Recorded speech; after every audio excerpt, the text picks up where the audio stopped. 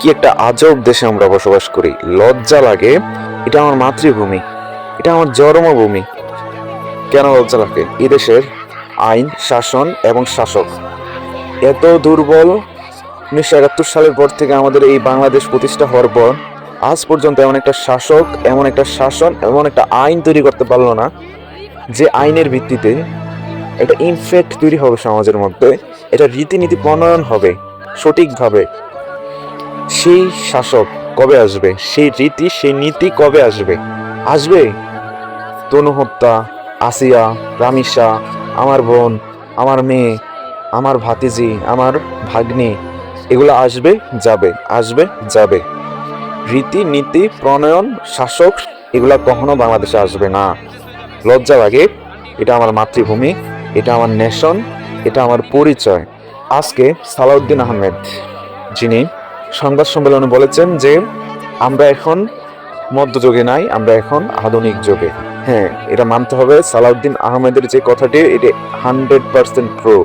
কারণ সালাউদ্দিন আহমেদ বলেছেন যে আমরা এখন আধুনিক যুগে আছি। আধুনিক যুগে দর্শন হবে, বিচার হবে না। এটাই তো আধুনিক যুগের বৈশিষ্ট্য, এটাই তো আমেরিকান কালচার, যে এটা একটা প্যাশন। দর্শন একটা প্যাশন, এটাই তো আধুনিক যুগের সাইন, এটাই তো হওয়ার কথা, এটাই তো ট্রু। আচ্ছা, একটু ইমাজিন করি আমরা যে যদি সেই আসিয়া হত্যার পরে যদি সেই দর্শনকারীকে হাইডলি মৃত্যুদণ্ডে দণ্ডিত না করে, কোনো এক শুক্রবার জুমার নামাজের পরে এলাকাবাসী এবং লাইভ সম্প্রচারের মাধ্যমে ফুল বাংলাদেশ কানেক্টেড থাকবে। এখন দর্শনকারী কি হবে? তার ফাঁসি হবে। তখন একটা বড় আয়োজন করা হবে, একটা বড় ফাঁসির কাষ্ট তৈরি করা হবে। সেখানে সেই দর্শনকারীকে ফাঁসি দেওয়া হবে জনসম্মুখে, সারা বাংলাদেশ দেখবে। যার ফলে তাকে যদি হাইডলি ভাবে ফাঁসি দেওয়া হয়, ওইখানে যে একটা ইমপ্যাক্ট তৈরি হইতো মানুষের মধ্যে, সেটা 1% বা 0%, 0.00 সামথিং পার্সেন্ট। বাট এখানে 50% প্লাস ইনফেক্ট তৈরি হবে। এবং ওইখানে যদি 2-3 দিন ওইখানে যদি থাকে, ওইখানে যদি 2-3 দিন ওইটার রেস্ট থাকে যে দর্শনকারীকে, তাকে হত্যা করা হয়েছে কোথায়, যে জেলের কাস্টডিতে, ওইটার ইমপ্যাক্ট থাকবে সর্বোচ্চ 15 দিন বা 20 দিন বা 1 মাস বা 6 মাস। কিন্তু জনসম্মুখে যাকে ফাঁসি দেওয়া হয়েছে সেই দর্শনকারীকে, যার ইনফ্যাক্ট থেকে যাবে 10-12 বছর, এবং 50% সফল হবে তার আইনের রীতি প্রণয়ন করার এবং আইনের প্রতি মানুষ শ্রদ্ধাশীল এবং ভয় পাওয়ার। বাকি ধর্ষণকারীরা কি হবে? তখন ভয় পাবে। যদি আসি হত্যার পরে এই একটা প্রসেসিং করতো, আজকে রামিসা হত্যা করতো না। যদি তনু হত্যার পরে এই কাজটি করা হতো, প্রকাশ্যে খুনিকে হত্যা করা হতো, তাহলে আজকে রামিসা হত্যা হইতো না। 100% আজকে রামিসা হত্যা হইতো না। রামিসার যে হত্যাকারী, তার মনে অন্তরে সেই প্রকাশ্য হত্যাকারীর দর্শনকারীর যে সিন, সেটি বেশি উঠত।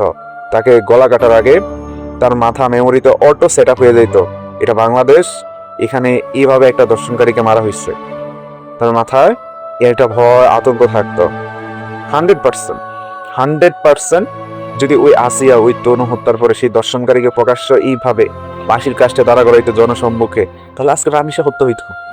এটার জন্য তো দায়ী শাসক। তাহলে এখন তো শাসক কই? পরিবর্তন, পরিবর্তন 1 মাস লাগবে, তারপর তাকে তার নিয়ম অনুসারে পাঠিয়ে দিয়ে দিবে, কবর দিয়ে দিবে, কোনো মানুষ জানবে না। যথাকথিত রাজনৈতিক ফায়দা ফুটবে। This is closed, ending the Ramisa story. This is Bangladesh. লজ্জা লাগে। এটা আমার দেশ, এটা আমার জন্মভূমি, এটা আমার বাংলাদেশ, এটা আমার নেশন। লজ্জার বিষয়। আসবে না সেই শাসক, আসবে না সেই রীতি, আসবে না সেই নীতি। এভাবে আমরা আমাদের সন্তান হারাবো, এভাবে আমাদের প্রিয় বোন হারাবো, এভাবেই আমাদের প্রিয় রামিসাদেরকে হারাবো।